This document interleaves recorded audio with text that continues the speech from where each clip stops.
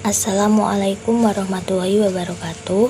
Pada mata kuliah Metodologi Studi Islam, di sini kami akan membahas tentang studi kawasan Islam.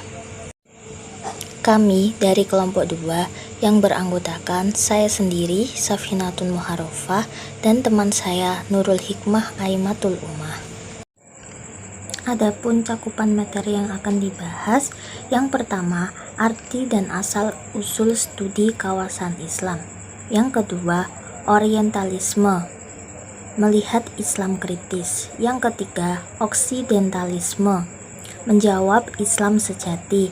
Yang keempat, dunia Islam sebagai objek studi antara timur dan barat. Yang kelima, problem dan prospek pendekatan studi kawasan. Yang pertama, arti dan asal-usul studi kawasan Islam. Studi kawasan Islam secara etimologis berasal dari bahasa Arab dirasah Islamiyah. Dalam pemeriksaan Islam di Barat, apa yang disebut studi Islam dalam arti sebenarnya adalah penyelidikan masalah yang mengidentifikasikan diri dengan Islam. Topik hubungan antara batas-batas suatu bangsa telah benar-benar menjadi kekhawatiran para ahli genara sejak zaman Yunani sekitar tahun 450-an sebelum Masehi. Ptolemy, Thucydides, Hecateuus, dan Herodotus adalah mahasiswa sejarah Yunani yang sangat serius dengan penyelidikan provinsi yang dia tahu, baik melalui akun individu maupun dari persepsi ruang yang dia kunjungi. Mereka adalah spesialis sejarah sekaligus penjelajah. Yang kedua, orientalisme, melihat Islam kritis. Kata orientalisme adalah kata yang dianggap berasal dari pemikiran atau penelitian yang diarahkan oleh individu-individu non-timur pada berbagai disiplin ilmu timur, baik bahasa, agama, sejarah, maupun masalah sosial-sosial negara-negara timur. Atau lagi-lagi ada tambahan orang yang mengatakan bahwa orientalisme adalah ilmu yang berbicara tentang timur. Saya akan melanjutkan pembahasan yang telah disampaikan oleh saudari Safinatun Muharrafah. Untuk pembahasan yang ketiga adalah oksidentalisme. Oksidentalisme berasal dari bahasa Inggris Occident yang berarti negara barat, sehingga oksidentalisme bisa diartikan sebagai studi tentang barat dengan berbagai aspeknya. Oksidentalisme dilawankan dengan orientalisme, tetapi oksidentalisme tidak mempunyai tujuan hegemoni dominasi seperti orientalisme. Dalam sudut pandang ini, oksidentalisme menemukan pengenalannya ke dunia. Oksidentalisme adalah ilmu masa depan yang mencoba mengubah pembicaraan Islam Timur Tengah kontemporer dalam berkonsentrasi pada Barat. Oksidentalisme dibuat untuk tidak memerintah, namun hanya untuk ingin bebas dan kemudian memiliki pilihan untuk duduk di tingkat yang sama antara Barat dan Timur.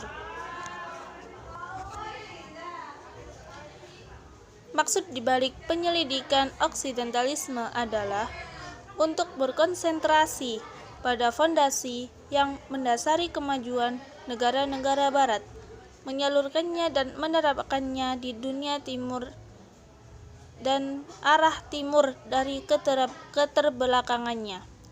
Terlebih lagi, diyakini bahwa oksidentalisme akan benar-benar ingin membuat keraguan yang tidak beralasan tentang barat, yang terus membuat nyaman kepribadian timur. Untuk pembahasan yang keempat adalah dunia Islam sebagai objek studi antara timur dan barat. Islam sebagai objek kajian terus menarik seiring kemajuan pendekatan, disiplin, dan strategi. Selanjutnya, penyelidikan Islam yang dilakukan oleh para peneliti, baik peneliti Muslim maupun peneliti Barat, tidak berhenti. Kepentingan para ahli lebih banyak berkaitan dengan dinamisme Islam dan masyarakat umum, dan mengingat banyak kesulitan yang dihadapi umat Muslim dalam mewujudkan pelajaran mereka.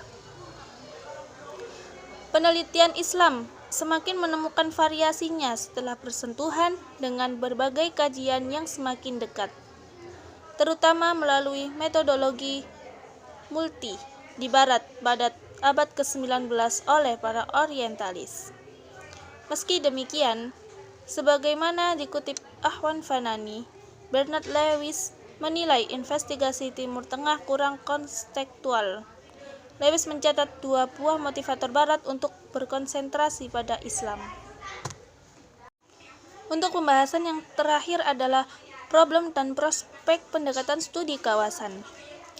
Dalam ranah ilmu pengetahuan, menurut Persudi Suparlan, arti penting ungkapan pendekatan setara dengan metodologi, yakni cara pandang atau cara melihat dalam memperlakukan sesuatu yang menjadi perhatian atau persoalan yang sedang direnungkan. Dengan arti, cara pandang atau worldview yang terkandung dalam suatu bidang ilmu yang kemudian dimanfaatkan dalam mendapatkan agama. Kajian tentang agama pada periode kontemporer ini menghasilkan 2 pendekatan tipologi, yakni secara normatif dan historis. Menurut Amin Abdullah, sebagai upaya menghadapi kedua pendekatan tersebut, maka pendekatan studi agama yang bersifat akademik dan historis, yang lebih komprehensif, multidisipliner, dan interdisipliner. Sekian dari kami. Apabila ada pertanyaan, bisa diajukan di dalam grup WhatsApp. Akhirul kalam, ihdinas siratal mustaqim. Wassalamualaikum warahmatullahi wabarakatuh.